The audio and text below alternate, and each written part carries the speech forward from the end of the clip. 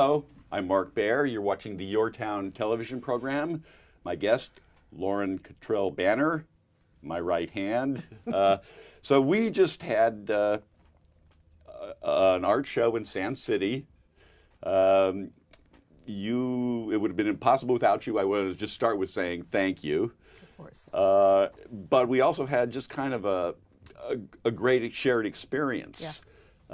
We were building, in the studio, like parts of a car or something, and we had it all laid out. We don't know if it's going to fly or not, Yeah. and we had the opportunity to go and assemble, our multiple screens and our work on the floor and our work on the walls, and see stuff in the studio, or see it assembled as in the studio. We never get to see it that way. We'd see parts, Yeah. they'd stack up, and so suddenly the organism was alive in front of us. Yeah. And it's like, wow, so this is what we're doing.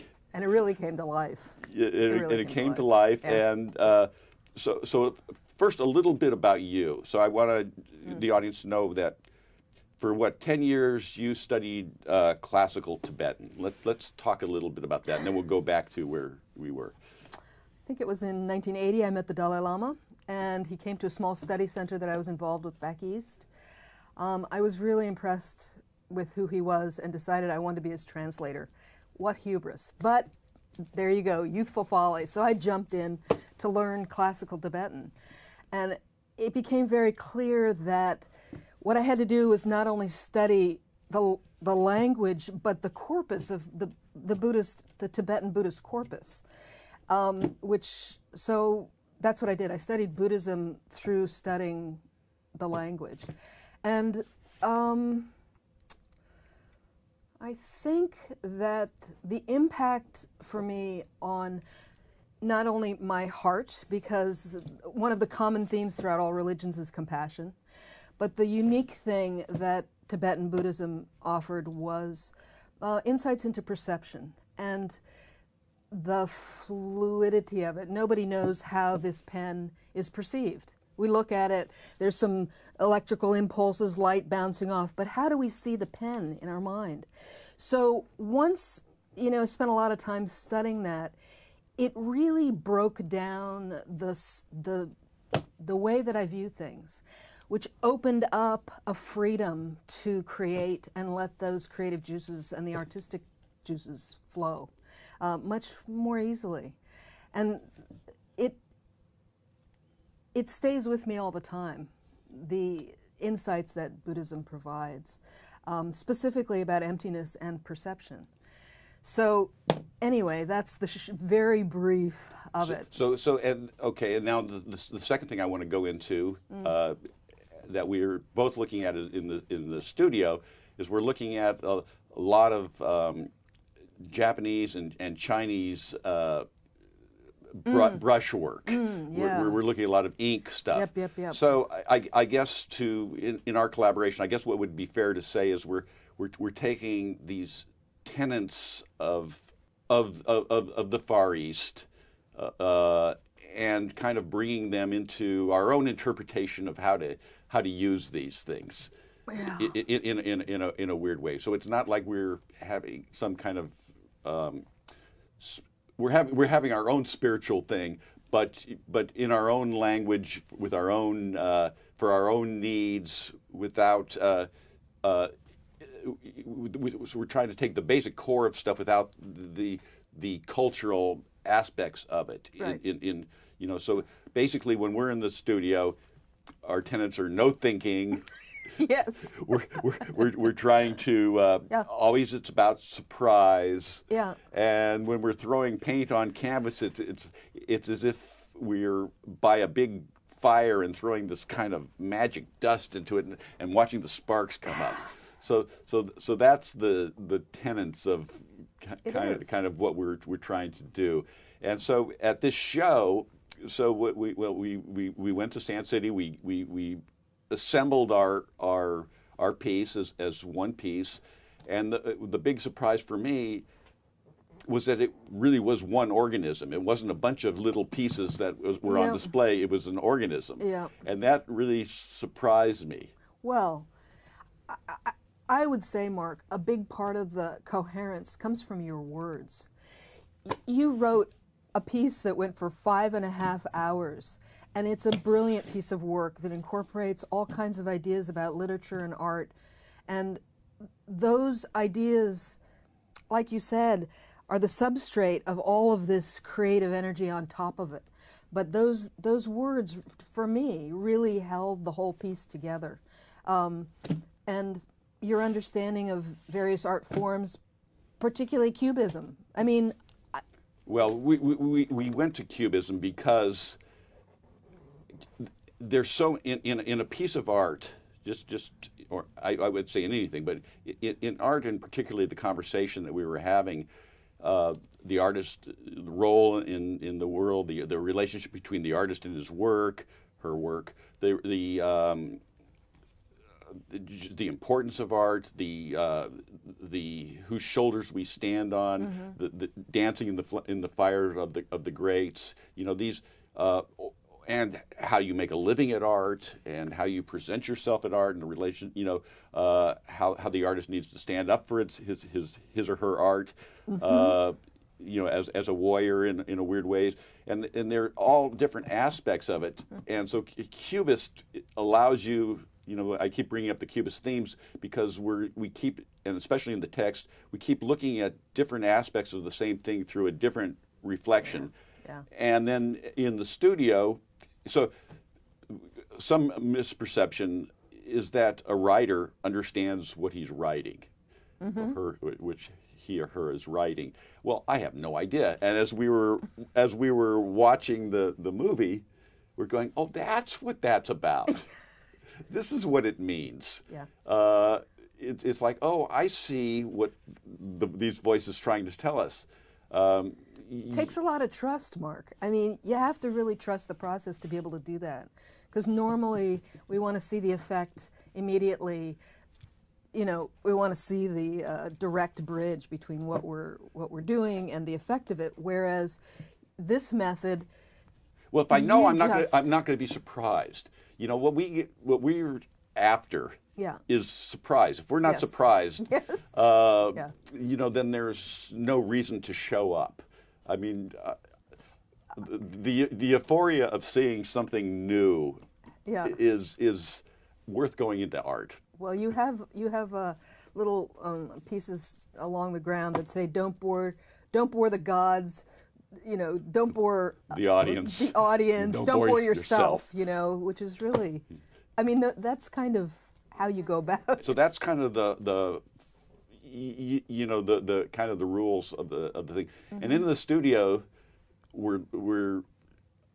it's all about kind of things like patience, because we've got to take off the frames, and we've got to do all these things that. All these kind of weird, it's the paint, the actual creative process. That's one part of it. But the stuff that we have to do to don't break the glass. Don't break the glass. Do this. So I have to be patient, and these kind of little games that you play are kind of very in the Zen mold of we know when we break the glass, we're certainly not in the Zen mold. A couple things. The quote: "The mistakes are the artist's bouquet."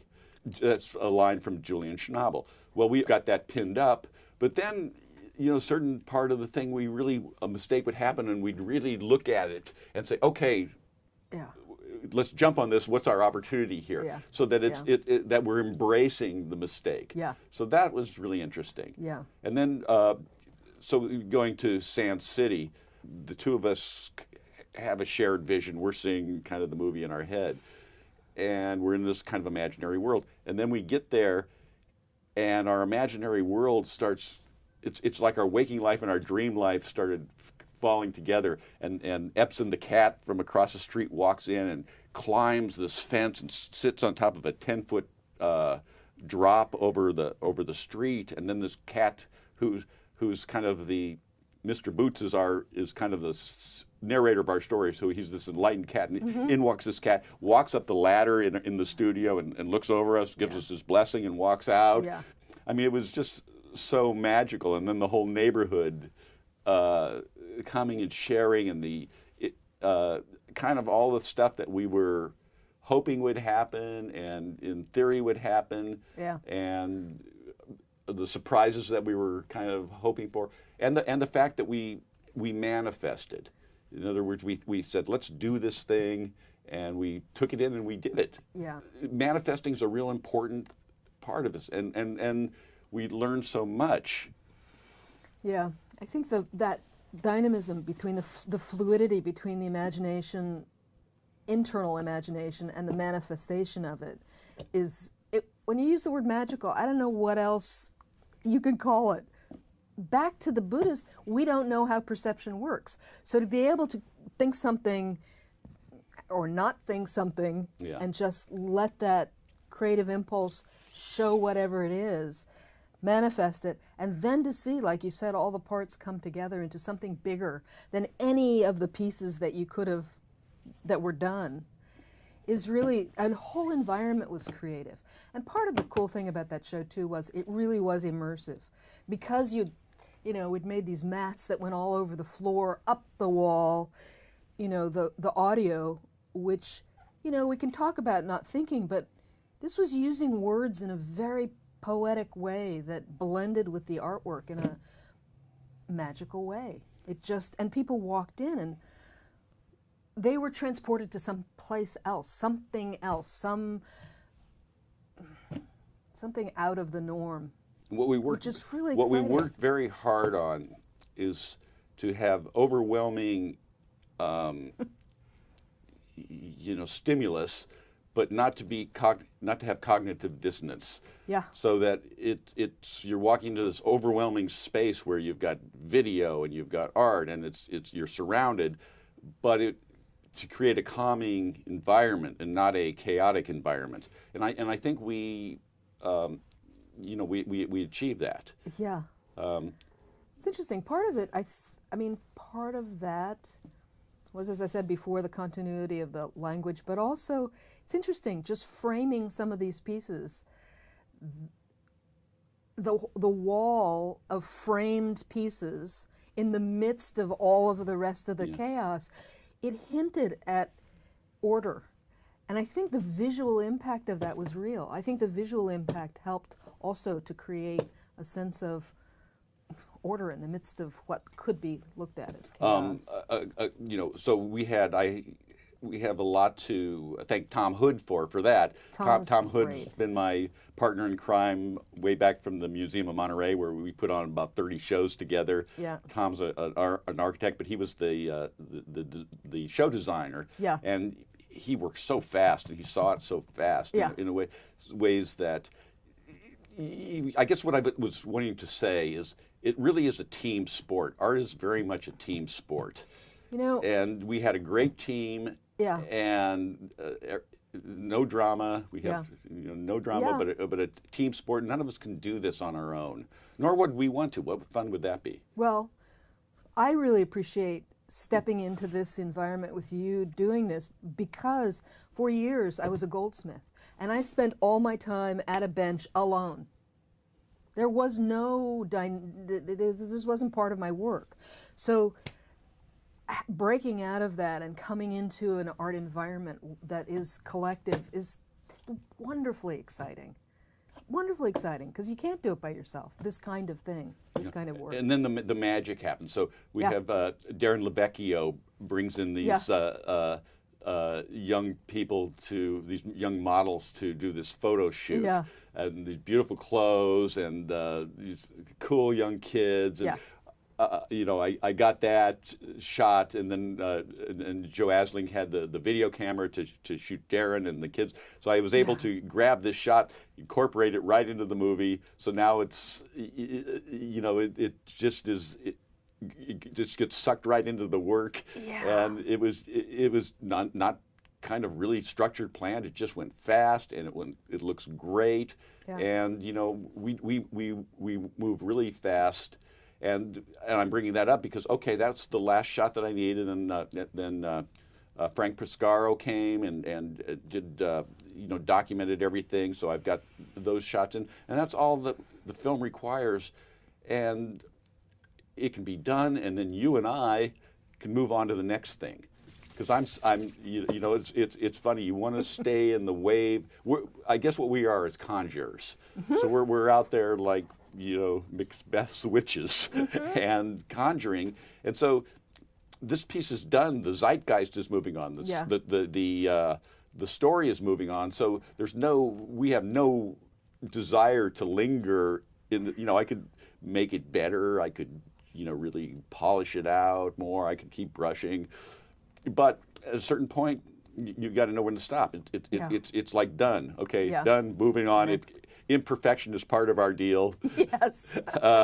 You know, and that's been a great liberator. That imperfection is part of our deal. There's a little paint on it. There's a little schmutz here or there. Blah blah blah. Yeah. Okay, it's all good. Yeah. We're moving on, and we want to move on to the next thing because we want to get the next wave. Yeah. We don't want to keep repeating the same story because that story's last week. Yeah. Yeah. So we're gonna, moving forward. Who knows? So what's gonna come? So yesterday I prepped some new big canvases which I haven't done in a long time, just to start the process of us moving into the next direction. I want to use those big Japanese brushes. Yeah. What's the name of the big ones? You know, I don't know what the name is. I'm collecting the horsehair now. I want to make a brush that's about this wide, you know, to really use on the big canvas. So we're going big. We got to build our tools. We're going with we're going with the ink. Yeah. We're going with the wabi sabi sauce. Yeah, the wabi. And anyway, I wanted to thank you, and we just had so much magic. It's fun. We're having, and I it's don't. fun. I don't, life is hard. Let's make it fun. Yeah, I hate to tell people how much fun we have. Yeah, well, it's like, but we have a lot of fun. Yeah. So anyway, thank you so much, and this is good. I'm Mark Baer. You're watching the YourTown television program. My guest, Cottrell Banner, and we'll be back.